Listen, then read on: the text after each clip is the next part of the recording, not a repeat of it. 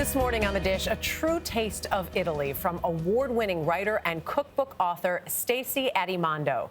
Born in Connecticut to an Italian-American family, she went to culinary school and worked in restaurants, but found her passion in food writing. And she rose to the top, serving as editor-in-chief of Saveur magazine and authoring best-selling cookbooks. A few years ago, she rediscovered her family's roots and their recipes on a life-changing trip to the old country. And that led to her latest release, Piatti, Plates and Platters for Sharing, inspired by Italy.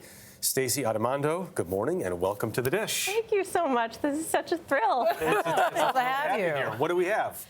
So these are just some of the dishes from Piatti, and the word itself is just generally Italian for plates, but I was inspired by the grand antipasti of Italy. So we have a Southern Italian spin on the Caprese Salad, so obviously usually made with tomatoes. I made it with grilled peppers, and I put a little spice on there too.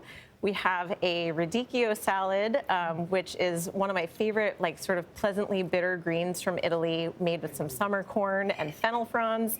This gorgeous platter in the center here is a spin on chicken cutlets, which are something that every Italian-American grows up with. We actually would eat them as kids with ketchup. I wanted to make it a little more sophisticated and something you could put out for guests. So I did it with roasted cranberries with garlic. And then over here we have a beautiful spin on the crudité platter. So I roasted the vegetables so it's appropriate for winter and fall. And finally, a sort of sweet or savory cornmeal cake made with olive oil. So that has a little rosemary, some honey. It can go either way. And not finally, because we and of course, the Negroni Sbagliato, which is like a spritzy, bubbly cousin of the Negroni. Cheers. Cheers. Well, you know, your life in the kitchen is, and in the cookbook, yeah, it's very nice, right? Thank you. It's often, you know, you like delving into other cultures, but, you know, this is about you. It is personal. Yeah. You know, it's difficult as a food writer. You never really want to sort of pigeonhole yourself into one area or another. There's so much of the food world to explore. But it was just haunting me that I hadn't done something about my Italian heritage.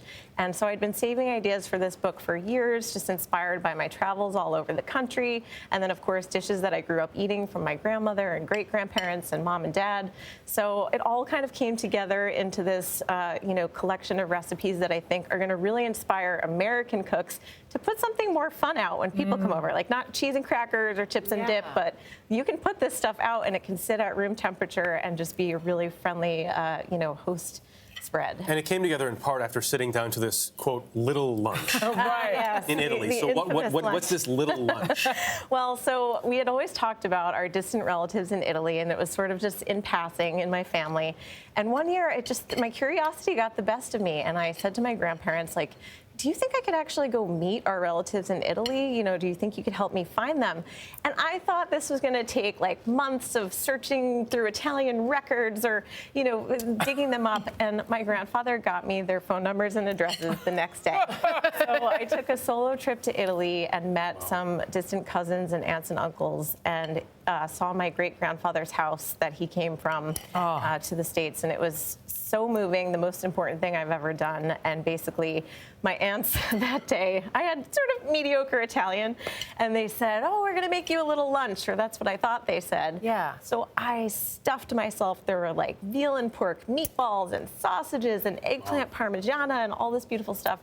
And then they were like, and here's lunch. Right. And pasta came out and swordfish and cake and all this. And I sort of had this aha moment where I thought, I could have just been good with the antipasti. Like, this could be a meal. And so it's how my husband and I entertain now. And along those lines, because it's not an appetizer. You can make meals of appetizers. Right. What are some of the other, we see some of them here, but what else did it inspire in you?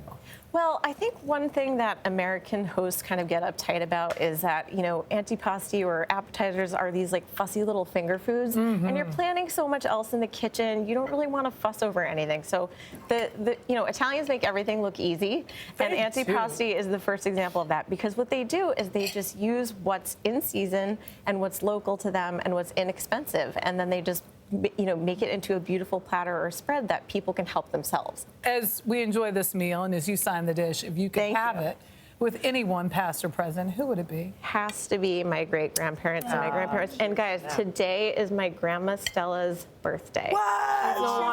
us, but I know she's here with me. Happy birthday. Happy birthday. She's a Sag. We love her. Well, Stacy Adimando, thank you. Thank you so much. It was an honor. Thank you. And for more on Stacy and the Dish, head to our website. Here we go. At cbsthismorning.com.